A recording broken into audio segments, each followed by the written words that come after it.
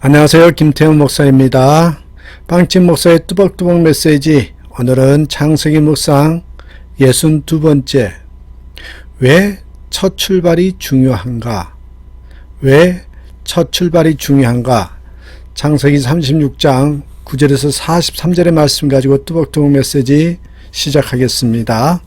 자, 오늘 본문은요, 에서의 족보 이야기입니다. 여러분 쭉 한번 읽어보시기 바랍니다. 읽어보시다 보면 정말 재미없는 본문입니다. 여러분, 이런 재미없는 본문 속에서 어떻게 설교의 테마를, 또한 설교 내용을 찾아낼까, 그런 생각도 드실 거예요. 목회자도 나름 설교하기 힘든 본문입니다. 그래도 오늘 함께 또한 강의 설교로서 본문의 메시지를 찾아서 여러분과 함께 나누겠습니다. 오늘 이야기를 통해서 왜 첫 출발이 중요한지 그것을 한번 생각해 보고자 합니다. 먼저 에서의 족보를 보시면요, 에서의 족보에서 두 가지 특징이 나와요. 첫 번째입니다. 이 에서의 족보에는 하나님으로부터 멀어져가는 가문이었습니다. 이 하나님으로부터 멀어져가는 가문에 그런 특징이 있어요. 에서의 족보를 보면 날이 가면 갈수록 점점 하나님과 멀어지는 그런 가문임을 볼 수가 있는데요. 아시다시피 여러분 예서의 이 조상들은 믿음이 탁월한 분들 아니었습니까? 할아버지 아브라함이죠. 믿음의 조상.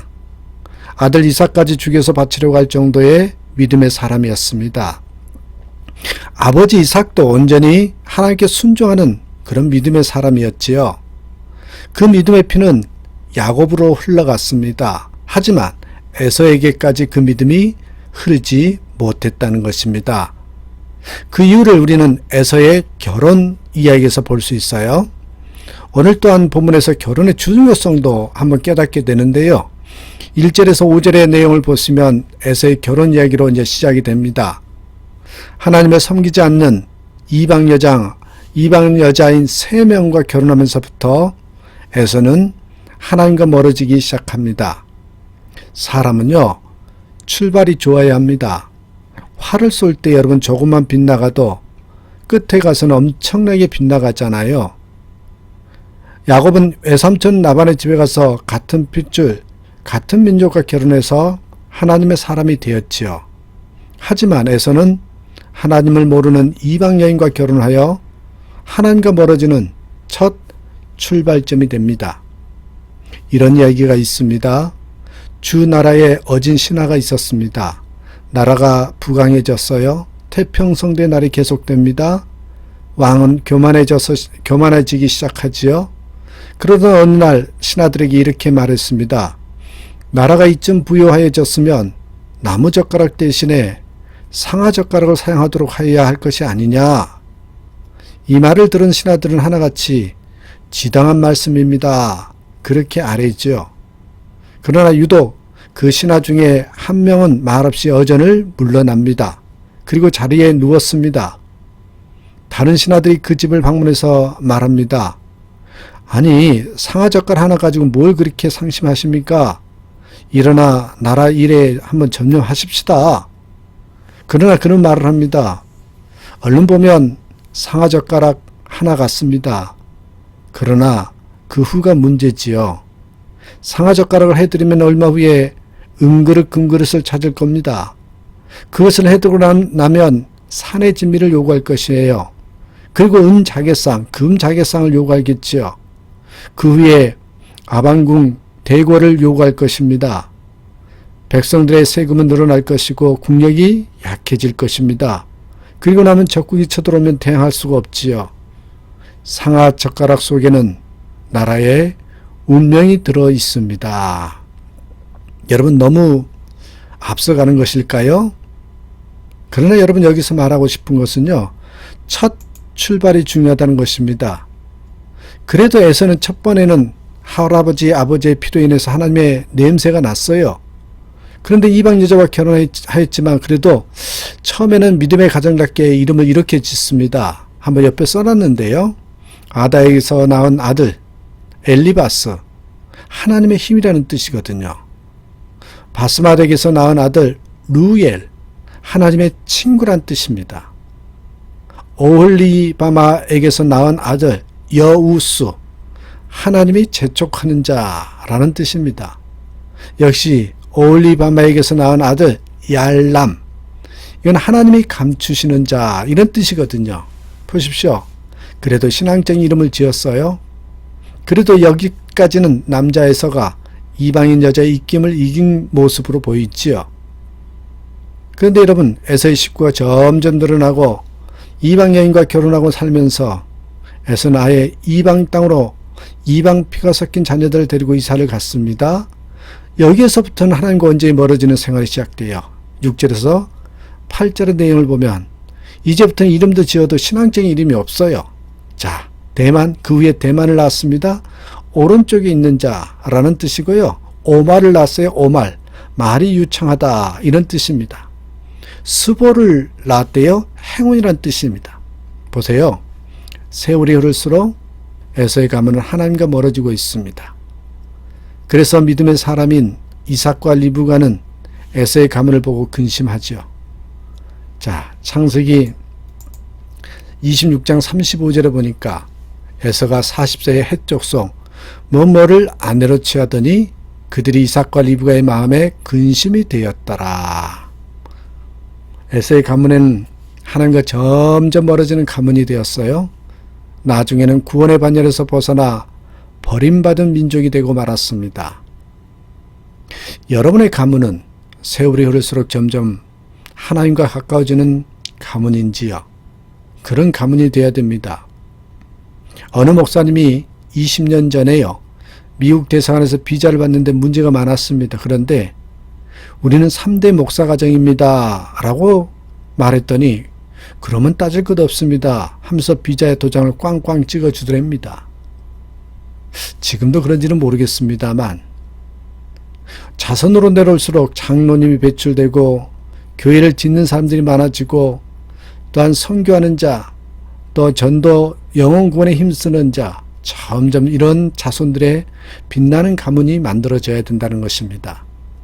그런데 에서는 그 가문은 점점 하나님과 멀어지는 가문이 되었습니다. 결국 저주가 받은 가문이 됐지요. 다 두 번째 특징이 뭡니까? 당연히 이게 하나님과 멀어지니까 하나님의 복으로부터 멀어져는 가는 가문이었다는 것입니다.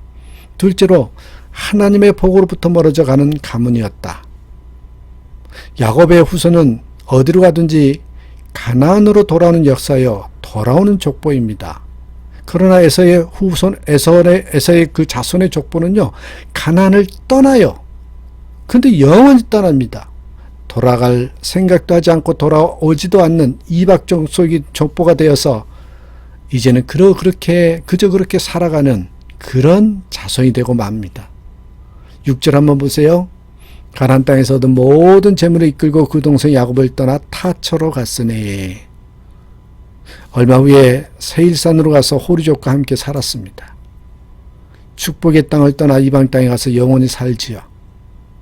축복의 땅에서 점점 멀어지더니 에서의 후손은 하나님의 축복을 잃고 말았습니다. 당연합니다. 여러분, 가장 큰 축복이 뭡니까? 때로는 그런 생각이 듭니다. 할아버지보다 아버지가 잘 살고 아버지보다 아들이 다 잘 살고 그 후손은 더 잘 돼야 좋은 가문 아닙니까? 꼭 물질적으로만 아니라 신앙적으로도 그렇다는 겁니다. 그런데 할아버지보다 아버지가 못 살고 아버지의 재산을 아들이 팔아먹으면서 점점 가게가 기우는 가문이 있습니다. 좋은 족보가 아니죠. 에서의 족보가 그랬다는 것입니다.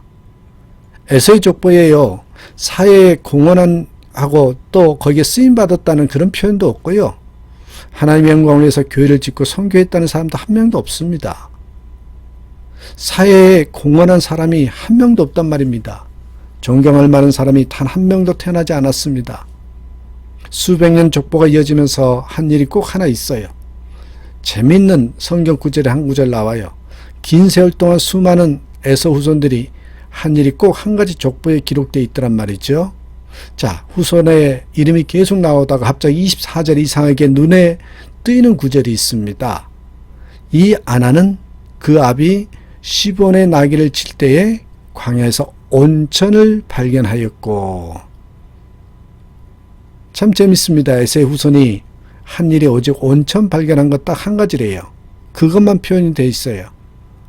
지금도 세일산에는 그때에서 후손이 발견한 온천이 있다고 합니다. 이런 부끄러운 족보입니다. 이런 족보는 자랑스러운 족보가 아니죠. 에서의 족보는 하나님에게서 점점 멀어지는 족보요. 하나님의 복에서 점점 멀어지는 그런 족보가 되었습니다. 어느 분의 간증을 들었습니다. 예수 믿기 전에 술, 담배, 노름 그리고 이성일 즐기면서 살았답니다. 어느 날 예수님을 영접했어요. 그리고 도박부터 버리고 이성관계도 버렸답니다. 술도 끊었어요. 그런데 점점 하나님을 가까이 나가고 싶은데 딱 하나가 걸려요. 담배를 끊지 못한 것입니다. 그래서 목사님이 담배마저 끊으시면 됩니다. 그 말을 듣고 그분이 목사님에게 물었대요. 목사님, 성경에 담배 피우지 말라는 말이 있습니까? 성경은 믿으시나요? 목사님이 물었어요. 그러면 성경에 있는 말씀을 믿으시지요? 성경에 예수님은 우리 안에 거하신다고 그렇게 말씀한 걸 당신도 믿으시지요? 예수님을 매번 화생방 훈련을 시켜서야 되겠습니까? 담배를 피우실 때마다 예수님을 방독면을 쓰시게 해서 되겠느냐는 겁니다. 이 말을 듣고 그는 담배를 끊고 하나님 앞으로 더욱 가까이 갔답니다. 점점 하나님께 가까이 간 것입니다. 또 에서의 족보는 가문의 목표에서 점점 멀어지는 족보입니다. 에서 가문의 본래 목표는 예수님을 이 땅에 보내시려는 것이었습니다. 아브라함이 이 목표를 하나님으로부터 받았습니다. 예수님이 우리 가문을 통해서 올 것이라고 아브라함은 그 약속을 이삭에게 주었지요. 이삭은 그 축복을 에서에게 주려고 했습니다. 근데요, 에서는 겨우 팥죽 한 그릇에 장자권을 팔아버렸습니다. 장자권을 그렇게 할 값에 팔 정도로 무시했다는 것입니다. 그 후에 에서는 이방 여자와 결혼하여 이방 땅으로 떠납니다. 이방 사람과 어울려 삽니다. 하나님께서 에서의 가문에 주신 메시아의 탄생과 상관없이 멀리에서 삽니다. 하나님은 하나님과 함께하는 야곱의 자손은 축복하시고 하나님의 약속에서 멀어져가는 에서 가문은 당연히 멀리할 수밖에 없었습니다. 하나님은 야곱의 후손은 보호해 주셨고 에서의 후손은 하나님의 보호에서 떠나게 하셨습니다. 이같이 에서의 족보는 하나님으로부터 멀어지는 족보요, 축복으로부터 점점 멀어지는 족보가 되었습니다. 가문의 목표에서 점점 멀어가는 족보가 되어버렸습니다. 왜 그렇습니까? 첫 출발이 잘못되었기 때문이었습니다. 여러분, 점점 멀어져가는 이유가 첫 출발이 잘못되었기 때문에, 첫 출발이 얼마나 중요한지 시간이 지나면 지날수록 더욱더 우리는 그 중요성을 깨닫게 됩니다. 다시 한번 우리 에서의 족보 이야기를 통해서 우리의 발걸음은 어디로 향하고 있는지, 우리의 자녀들은 믿음의 방향으로 걷고 있는지, 우리 가정은 어떤 상황인지 한번 말씀을 통해서 점검해 보시고 약속의 자녀에서 멀어지지 않는 저와 여러분의 자손, 가문이 되기를 간절히 축복합니다. 감사합니다.